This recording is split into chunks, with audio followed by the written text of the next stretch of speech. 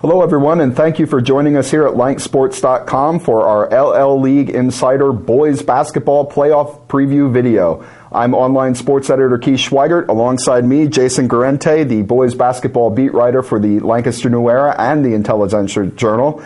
And Jason, let's get right into it here. We got a quarterfinal matchups tipping off on Monday. We got 4 very interesting games coming up. We'll start at the top of the bracket with Hempfield against Lancaster Mennonite. How do you see this one unfolding? Well, I think you have to look at Hempfield as the favorite against just about anyone in the Lancaster-Lebanon League. I mean, they've played 18 games against LL League teams, and they've won them all. They played Mennonite in their holiday tournament, won 56-51.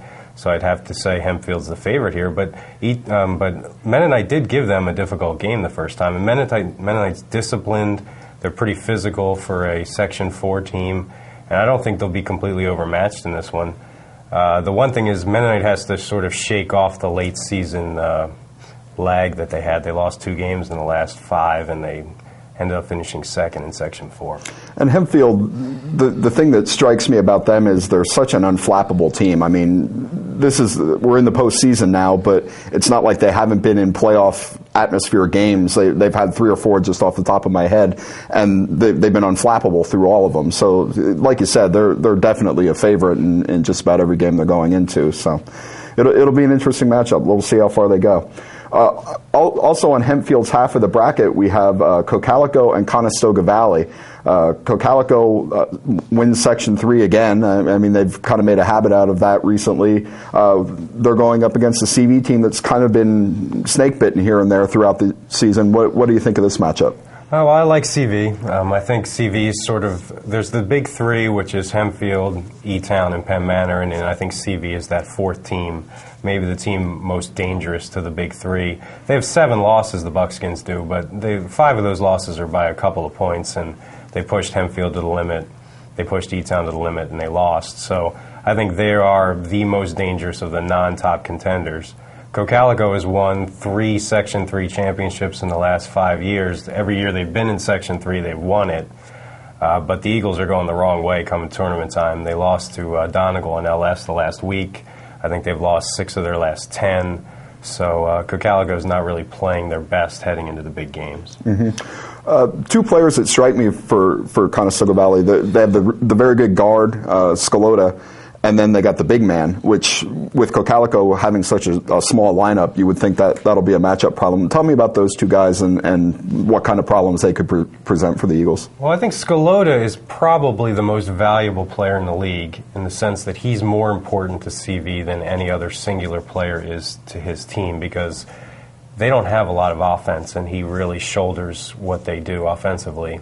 And I think, Brad Herr will tell you he's the best overall player in the league. So he can shoot it and he can get to the rim. So he's really dangerous. He's definitely an all-league player. Jay Pugh is the 6'6 center, and he's been more hit and miss. He hasn't been as consistently dominant. He's more of as a lot of big guys are, he's more of a project, and he's developing as the season goes along. When he's motivated, he can be a game changer because there aren't a lot of teams that can match up with his size, and he has a long reach as well. Okay. Let's go to the other half of the bracket now, and we have Section 2 champion Elizabethtown going up against the possible Cinderella team of the tournament in LampeterStrasburg. How does this one break down in your eyes? Well, E-Town is clearly the class of Section 2. I mean, they went 15-1 in the league play. Their only loss was to Hempfield, and E-Town's probably the most explosive offensive team because they can shoot it so well and they like to run up and down the court. They haven't been tested as much as some of these other top contenders because they've just been so much better than most of the teams they played in Section 2.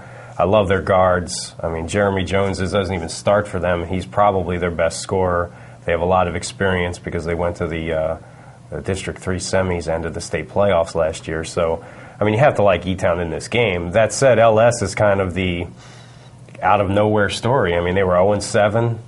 They were really forgotten about, even though most people thought they might be there at the beginning of the season. Once they lost their first 7 games, everyone kind of just wrote them off, and the Pioneers have gotten better and better, and they're running into the tournament on a 6-game winning streak.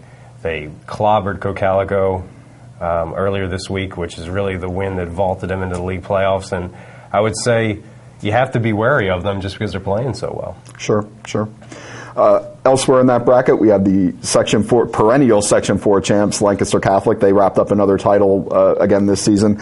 They're going up against Penn Manor, who, if you're looking for, like you said, the big three teams, if there's a dark horse there, it probably is Penn Manor because, they are number 3 in terms of record out of the big three, but they're a very dangerous team. How do you think they match up with Catholic, though? I like Penn Manor in this game. I like Penn Manor a lot. They're kind of under the radar a little bit because they didn't win their section championship, and it's just their misfortune that they're in the same section with Hempfield, and they played 2 really close games against Hempfield. They lost in double overtime, and they lost another game that they were winning in the fourth quarter. So they just can't quite get over the hump against that particular team. But, I think they are clearly capable of winning this tournament, and I think their size is really difficult for most LL teams to handle because most of the teams are small. Catholic's an amazing story because they're a little bit like LS. They were 3-7, and it looked like, well, this is finally the year that Catholic's going to be down and they're not going to be able to get back up and win this thing. And they have a young team. They have a couple of sophomores in their starting lineup, and they just turned it around and won 12 in a row, ran the table, and won the section championship. Mennonite finished second in Section 4, even though it won 11 of its last 13 games. That tells you how good Catholic was. They just won every single game and passed them. It's really an amazing feat, and they deserve a lot of credit for that. Sure. Okay, so we'll have the semifinal matchups then on Wednesday, February 11th at LampeterStrasburg and Hempfield, and then the LLE championship game will be Friday night, February 13th at Manheim Township. Jason, who do you think our 2 finalists are going to be? And then I'll ask you to pick a champion. Well, I like Hempfield to get to the finals. The bracket really opens up for them. I think they should be Mennonite, and I don't think CV or Cocalico has what it takes to knock off Hempfield. CV did push Hempfield to a 1-point game when they played in Whitmer earlier in the year, but that game was never really in doubt. Hempfield was always ahead from really start to finish. In the bottom half of the bracket, you have to look at an E-Town Penn Manor semifinal. It's a toss-up game because they played in the regular season in Millersville, and E-Town won in overtime with a fourth-quarter rally. I'm going to pick Penn Manor because I like their size. I think that's a matchup problem for E-Town, which is a guard-oriented team and isn't really physical inside. You could just as easily take E-Town in that game, and you really wouldn't. You can't go wrong. But I will take Penn Manor, and I'll take Hempfield over Penn Manor in the championship. Kind of like last year where McCaskey and Hempfield played 3 times and McCaskey won all 3. I think it's that kind of year where Hempfield's just a little bit better than everyone else. And, they've won 20 in a row, so how do you bet against them? Sure, absolutely. Well, there you have it. Predictions from Jason Garente, our boys basketball beat writer for both print editions. We'd ask you to check out both the Lancaster New Era and the Intel for all the news about the Lancaster Lebanon League playoffs. And, of course, come back here to lanksports.com for live blogs, updated brackets, video, and other news. We're looking forward to the games. We'll see you there.